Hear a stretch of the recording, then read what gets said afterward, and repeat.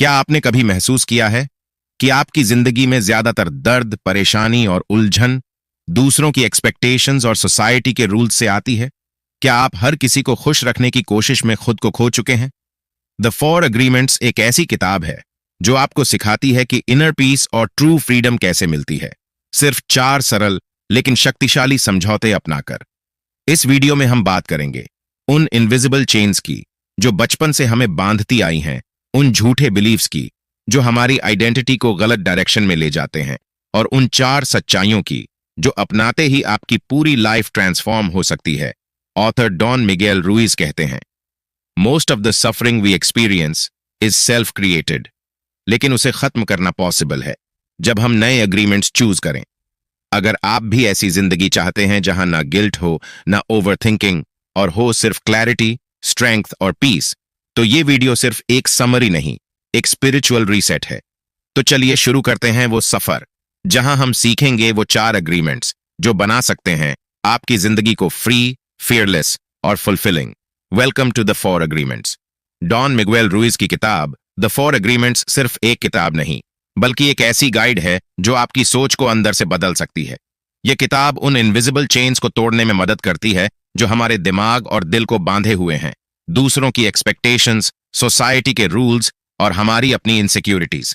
सोचिए, अगर आप हर रोज इनर पीस, क्लैरिटी और खुशी महसूस करें तो जिंदगी कितनी अलग हो सकती है। एक बार एक इंसान था, जैक। उसके पास सब कुछ था, एक बड़ी नौकरी, अच्छा घर, प्यारा परिवार। फिर भी हर सुबह उठते ही वो खुद से एक सवाल पूछता, मैं खुश क्यों नहीं हूं? सब कुछ होते हुए भी एक खालीपन उसे खा रहा था। थक हार कर उसने एक ब्रेक लिया और पहाड़ों में एक छोटे से रिट्रीट पर चला गया, जहां उसकी मुलाकात हुई एक शांत, बुद्धिमान भिक्षु से। उस भिक्षु ने उसे कुछ नहीं दिया, न पैसे न दौलत, सिर्फ कुछ शब्द, कुछ बातें, कुछ एग्रीमेंट्स जो धीरे धीरे जैक की पूरी जिंदगी बदलने लगे। जैक ने जाना कि असली आजादी का मतलब आउटर सक्सेस नहीं, बल्कि इनर कनेक्शन है, खुद से, अपने सच्चे सेल्फ से।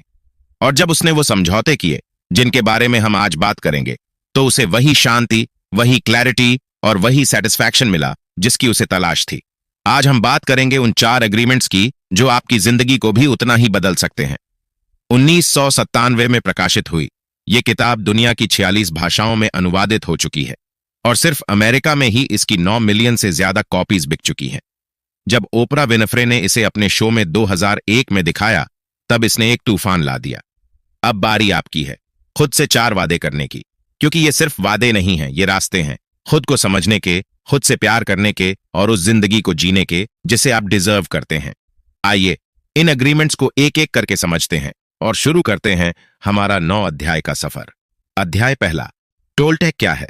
हजारों साल पहले दक्षिणी मैक्सिको में एक रहस्यमयी और बुद्धिमान सभ्यता थी, टोलटेक। उस समय लोग उन्हें सिर्फ एक जाति या समाज नहीं मानते थे, बल्कि ज्ञानी, कलाकार और आध्यात्मिक वैज्ञानिक कहते थे। उनका मानना था कि इंसान अपने विचारों और भावनाओं को नियंत्रित करके खुद को देवत्व की ओर ले जा सकता है। इन टोलटेक शिक्षाओं का केंद्र था टियोतिहुआकन, एक प्राचीन शहर जहां यह कहा जाता था कि मनुष्य देवता बनते हैं। यहां लोग ज्ञान प्राप्त करने आते थे और इन्हें गुरु या नागवाल कहा जाता था। टोलटेक बनने के लिए 3 खास शक्तियां जरूरी मानी जाती थीं। अवेयरनेस का नियंत्रण, यानी अपनी सोच, अपनी भावनाओं और अपने अंदर की शक्ति को पूरी तरह पहचानना। ट्रांसफॉर्मेशन पर विजय, खुद को बदलने की कला सीखना और डर, संकोच या बाहरी प्रभाव से मुक्त होना। इंटेंट यानी इरादे पर नियंत्रण, अपने जीवन की दिशा को खुद तय करना और पूरी एनर्जी के साथ उस पर चलना। टोलटेक्स का अल्टीमेट मकसद था बिना किसी शर्त के प्रेम और स्वतंत्रता से जीना, और यही से जन्म होता है 4 समझौतों का। 4 ऐसे छोटे छोटे वादे जो अगर आप खुद से कर लें तो न सिर्फ आप अपनी जिंदगी बदल सकते हैं, बल्कि इस पूरी दुनिया को स्वर्ग में बदलने की शुरुआत भी कर सकते हैं। आपके भीतर जो डर, चिंता और पुराने लिमिटिंग बिलीफ्स हैं, उन्हें आप खुद बदल सकते हैं। आप अपने माइंड को रीप्रोग्राम कर सकते हैं, और यही है इस किताब का असली संदेश कि जिंदगी सिर्फ बाहर की चीजों से नहीं, बल्कि अंदर की सोच से बदलती है। तो चलिए आगे बढ़ते हैं और उन 4 एग्रीमेंट्स को समझते हैं जो आपकी जिंदगी को लाइट, क्लैरिटी और फ्रीडम से भर देंगे। अध्याय 2, ग्रह का सपना। हम सब इस दुनिया में एक अनोखी ताकत के साथ आते हैं, सपने देखने की शक्ति। और यह सपना सिर्फ नींद में आने वाला सपना नहीं होता, बल्कि वो सपना होता है जो हमारी सोच, हमारे विश्वास और हमारी जिंदगी को आकार देता है। लेकिन जब हम छोटे होते हैं तो हम अपने सपनों को खुद नहीं बनाते। हमसे पहले जो लोग आए हैं, हमारे माता पिता, टीचर्स, समाज और धर्म, वो हमें बताते हैं कि इस दुनिया को कैसे देखना है, कैसे जीना है और किसे सही मानना है। और धीरे धीरे हम दुनिया के इस सपने को सच मानने लगते हैं। ये प्रक्रिया बहुत सुबटल होती है। जैसे जब एक बच्चा पैदा होता है तो उसका ध्यान खींचा जाता है। हर चीज, हर आवाज, हर नियम धीरे धीरे उसका हिस्सा बन जाती है। और यही ध्यान हमारी पहली शक्ति है। हम कुछ भी एक साथ देख सकते हैं, लेकिन ध्यान का मतलब है एक चीज पर फोकस करना। समाज हमारे ध्यान का इस्तेमाल करता है। वो चीजें बार बार दोहराता है ताकि वो हमारे अंदर गहराई से उतर जाए। यही कारण है कि हम वही भाषा बोलते हैं, वही नियम मानते हैं और वही भरोसे पालते हैं जो हमें सिखाए गए हैं। हमारा ध्यान एक कोरा कागज था और समाज ने उस पर अपनी इबारतें लिख दी। उदाहरण के लिए भाषा भी एक समझौता है। पन्ना शब्द का कोई मतलब नहीं होता अगर हम सब इस बात से सहमत न होते कि इसे पन्ना ही कहा जाएगा। तो बचपन से ही हम सीखते हैं, समझते हैं और सबसे जरूरी सहमत होते हैं। और यही सहमति ही है जो हमारी बिलीफ सिस्टम को बनाती है। क्योंकि बचपन में हमारे पास वो शक्ति नहीं होती कि हम खुद सोच सकें कि क्या सही है और क्या नहीं। हम जो भी सुनते हैं उस पर भरोसा करना ही हमारी आदत बन जाती है। लेकिन यहीं पर सबसे बड़ा सवाल उठता है, क्या जो कुछ भी हमने मान लिया है वो वाकई हमारा अपना है, या हमने बिना सवाल किए सब कुछ स्वीकार कर लिया? डॉन मिगेल रुइस कहते हैं कि जिस दिन आप इन सहमतियों पर सवाल करना शुरू कर देते हैं, उसी दिन से आप वास्तविक आजादी की ओर बढ़ना शुरू करते हैं। क्योंकि भरोसा तब तक सही नहीं होता जब तक वो आपकी अपनी आजादी से ना आया हो, वरना वो बस एक प्रोग्रामिंग होती है जिसे आप जाने अनजाने में जीते जा रहे होते हैं। अध्याय 3, मानव का पालतूकरण। क्या आपने कभी सोचा है कि हम जो जिंदगी जी रहे हैं वो वाकई हमारी अपनी है या बस किसी और की बनाई हुई एक स्क्रिप्ट है? जब हम पैदा होते हैं तो हम एकदम साफ होते हैं, जैसे एक खाली कैनवस। लेकिन धीरे धीरे ये दुनिया हम पर रंग भरने लगती है। हमें सिखाया जाता है कि इस चीज को बोतल कहते हैं, इसे दूध और इसे अच्छा व्यवहार। हम जो भी जानते हैं वो हमें सिखाया गया है, टीवी से, स्कूल से, हमारे माता पिता और समाज से। धीरे धीरे हम वही बनने लगते हैं जो ये समाज हमें बनाना चाहता है। डॉन मिगेल रुइस इसे मानव पालतू बनना कहते हैं, क्योंकि जैसे पालतू जानवरों को ट्रेन किया जाता है कि क्या करना है और क्या नहीं, वैसे ही हमें भी बताया जाता है कि क्या सही है, क्या गलत है और कैसे जीना है। हमारे मन में एक लॉ बुक बन जाती है, विश्वासों की किताब, जो हर फैसले का आधार बनती है। चाहे हमें किसी बात से सहमति हो या नहीं, हम उसी लॉ बुक के हिसाब से चलते हैं। हमारे अंदर एक न्यायाधीश बैठा होता है जो हर समय फैसला सुनाता रहता है। ये ठीक नहीं था, तुम गलत हो, तुम उतने अच्छे नहीं हो जितना होना चाहिए। और ये सब नियम, ये सब कानून हमने खुद नहीं चुने, हमें बस दिए गए और हमने उन्हें बिना सवाल किए स्वीकार कर लिया। यही वजह है कि हम सच्चाई की तलाश करते हैं, क्योंकि हमारे भीतर जो विश्वास बैठे हैं वो झूठ हो सकते हैं। हम न्याय ढूंढते हैं क्योंकि हमारी बिलीफ सिस्टम हमें निष्पक्षता नहीं देती। हम सुंदरता की तलाश करते हैं क्योंकि कोई कितना भी सुंदर क्यों ना हो, जब तक हमारा मन न माने हम उसे नहीं देख पाते। हकीकत यह है कि जो कुछ भी हम बाहर ढूंढते हैं वो सब कुछ पहले से हमारे अंदर मौजूद है, लेकिन हमने दूसरों की बातों पर इतना भरोसा किया है कि हमें खुद पर शक होने लगा है। डॉन मिगेल कहते हैं कि हम सब ने वो अग्रीमेंट्स कर लिए हैं जो कभी हमारे नहीं थे, और यही अग्रीमेंट्स अब हमारी सोच, हमारे फैसले और हमारे सपनों को कंट्रोल कर रहे हैं। अगर हम सच्चे आजाद इंसान बनना चाहते हैं तो हमें इस लॉ बुक को फिर से लिखना होगा, अपने विश्वासों को खुद चुनना होगा, अपनी आवाज को पहचानना होगा और अपने अंदर की आजादी को महसूस करना होगा। तभी जाकर हम वो इंसान बन सकेंगे जो हम बनने के लिए पैदा हुए थे, सच में आजाद, सच में इंसान। अध्याय 4, मिटोटे, मानव मन की स्थिति। हमारा माइंड एक तरह के धुंध से घिरा हुआ है, एक ऐसा धुंधला जाल जिसमें क्लैरिटी कहीं खो जाती है। टॉलटेक इसे कहते हैं मिटोटे, एक ऐसा शोर जैसे हजारों लोग एक साथ चिल्ला रहे हों पर कोई किसी को सुन नहीं रहा। हमारा माइंड भी कुछ ऐसा ही बन चुका है। हर दिन हजारों थॉट्स, ओपिनियंस, जजमेंट्स, और उनमें से ज्यादातर ऐसे होते हैं जो हमारी क्लैरिटी को कम कर देते हैं। भारत में इसे माया कहा जाता है, यानी इल्यूजन, भ्रम। एक ऐसा इल्यूजन जो हमें यह महसूस ही नहीं होने देता कि हम कौन हैं। हम सोचते हैं कि हम आजाद हैं, लेकिन हम अपने ही बिलीफ्स के कैदी बन चुके हैं। ये माइटोटे इतना ज्यादा हो जाता है कि हम चीजों को वैसे नहीं देख पाते जैसे वे सच में हैं। हम वही सुनते हैं जो हमारा मन सुनना चाहता है और वही देखना पसंद करते हैं जो हमारे बिलीफ से मेल खाता है। सोचिए, अगर हमारा माइंड एक कंप्यूटर है तो ये माइटोटे किसी वायरस से कम नहीं। एक ऐसा वायरस जो धीरे धीरे हमें गलत जानकारी दे रहा है, ऐसी जानकारी जो सच से दूर है और हमारे सोचने समझने की ताकत को खोखला बना रही है। और ये वायरस सिर्फ हमारे अंदर नहीं रहता। हम जब किसी से बात करते हैं तो अनजाने में वही वायरस दूसरों में भी डाल देते हैं। फिर वो लोग किसी और से बात करते हैं और फिर ये सिलसिला चलता ही जाता है। धीरे धीरे ये मिसइंफॉर्मेशन एक जहर बन जाती है, एक ऐसा पॉइजन जो हमारी रिलेशनशिप्स, इमोशंस और आइडेंटिटी को नुकसान पहुंचाता है। डॉन मिगेल रुइस हमें यही समझाना चाहते हैं कि अगर हम इस जहर से बचना चाहते हैं तो हमें खुद से 4 नए समझौते करने होंगे। 4 अग्रीमेंट्स जो हमें साफ सोचने, साफ देखने और सच को महसूस करने की ताकत देंगे। क्योंकि जब तक हम इस इल्यूजन के जाल में फंसे रहेंगे, हम न तो खुद को समझ पाएंगे और न ही उस सच्चाई को जो हमारे अंदर हमेशा से मौजूद है। अध्याय 5, पहला समझौता। अपने शब्दों में दोष रहित रहें। पहला समझौता, बी इम्पेक्टेबल विद योर वर्ड। सबसे पावरफुल भी है और सबसे कठिन भी। अगर तुम बस इस एक अग्रीमेंट को पूरी तरह अपना लो तो तुम उस इनर पीस तक पहुंच सकते हो जिसे लेखक पृथ्वी पर स्वर्ग कहता है। लेकिन इसका मतलब क्या है? इसका मतलब है अपने वर्ड्स के साथ बेहद जिम्मेदार होना।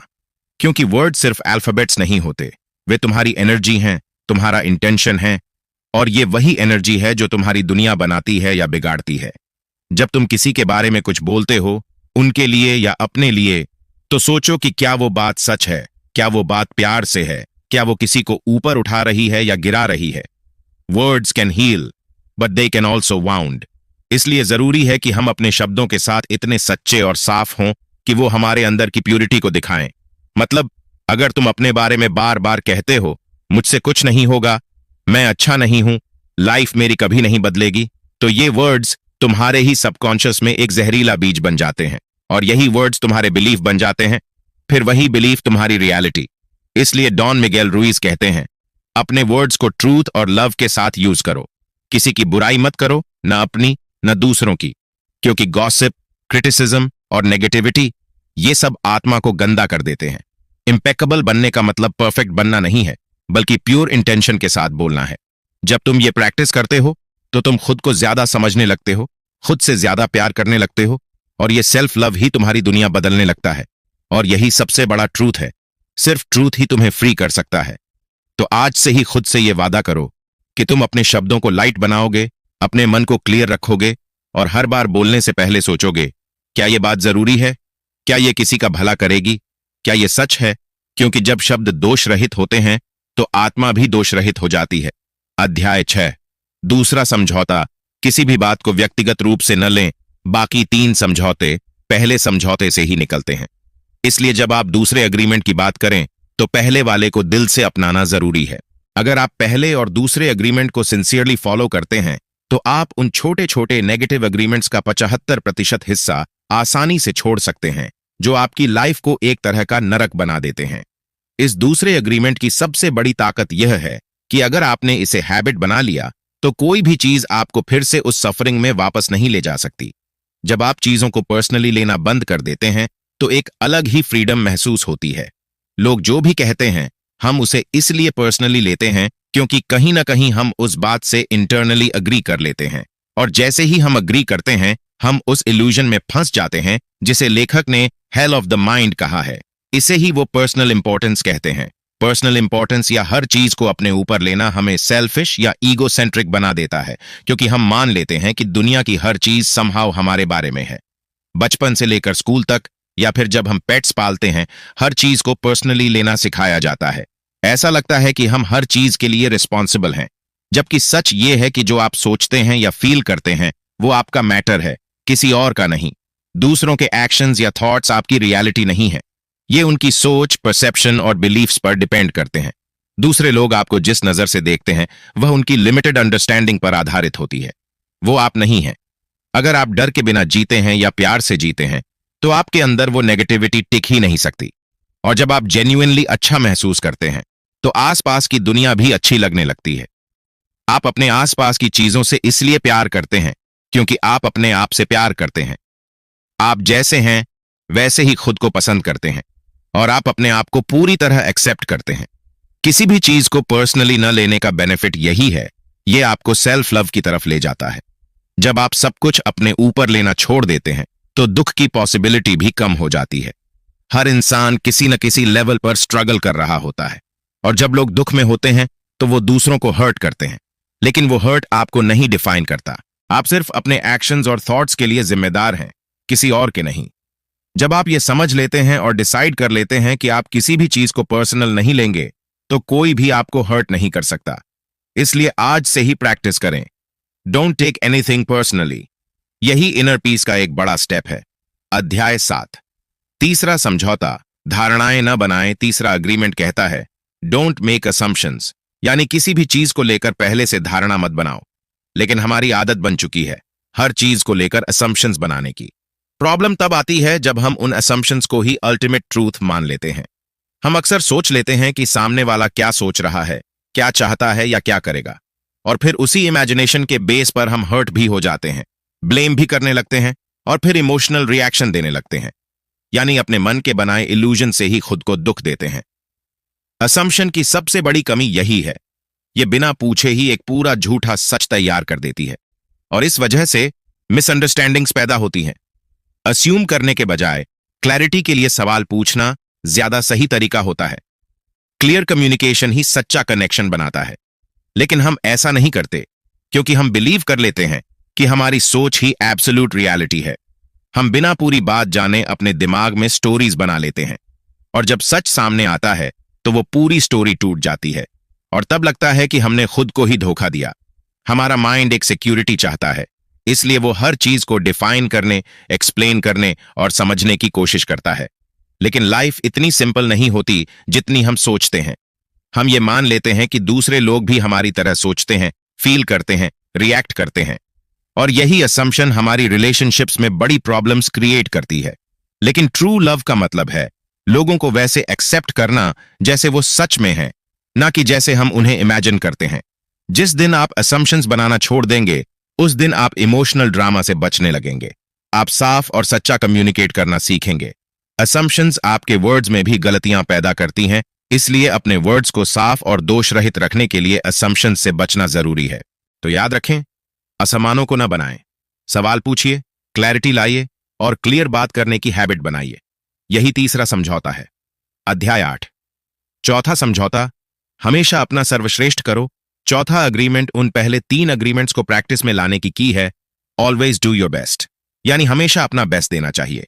यह सिर्फ एक आदत नहीं है बल्कि एक माइंडसेट है, क्योंकि जब तक आप अपना बेस्ट नहीं देंगे तब तक बाकी 3 अग्रीमेंट सिर्फ थ्योरी ही रह जाएंगे। अब सवाल आता है, बेस्ट आखिर होता क्या है?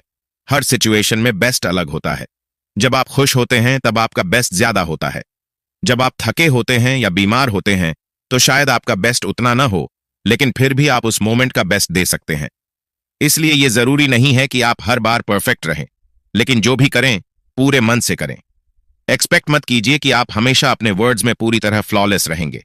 आपकी पुरानी हैबिट्स, आपकी कंडीशनिंग बीच में आएंगी, लेकिन फिर भी आप अपनी पूरी कोशिश कर सकते हैं कि आप हर बार कॉन्शियस रहें। आपसे यह भी एक्सपेक्टेशन नहीं है कि आप कभी भी किसी बात को पर्सनल नहीं लेंगे या कभी भी असम्पशंस नहीं बनाएंगे, लेकिन हाँ, आप हर बार अवेयर रहकर अपना बेस्ट देने की कोशिश तो कर ही सकते हैं। इसका मतलब है न ज्यादा एफर्ट देना न कम, बस इतना जितना आप उस वक्त ऑनेस्टली दे सकते हैं। जब आप हमेशा अपना बेस्ट देते हैं तो आप गिल्ट, सेल्फ जजमेंट और रिग्रेट से बच जाते हैं, क्योंकि तब आप जानते हैं कि आपने अपनी तरफ से कोई कमी नहीं छोड़ी। और जब आप किसी काम को सिर्फ इसलिए करते हैं क्योंकि आपको वो करना अच्छा लगता है, ना कि किसी रिवॉर्ड या रिजल्ट की एक्सपेक्टेशन में, तब उस काम में सेटिस्फैक्शन और खुशी मिलती है।